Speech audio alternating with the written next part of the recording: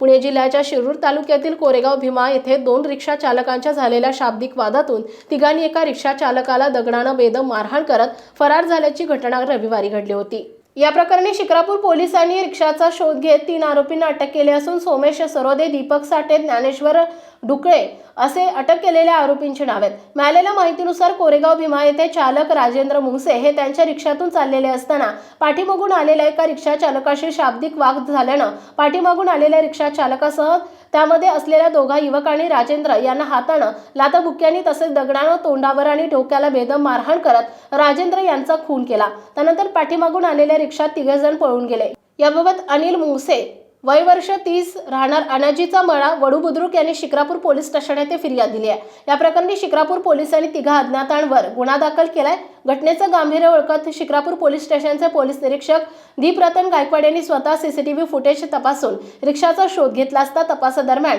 एका रिक्षातील 3घांनी खून केल्याचं समोर आलंय। त्यानंतर सहाय्यक पोलीस निरीक्षक संदीप साळुंके, पोलीस उपनिरीक्षक विजय मस्कर, पोलीस हवालदार श्रीमंत होनमाने, संतोष मारकड, शिवाजी चितारे, कृष्णा व्यवहारे, महेंद्र पाटील, जयराज देवकर यांनी पुण्यातील कुदळवाडी परिसरात जात रिक्षासह 3घांना ताब्यात घेतले।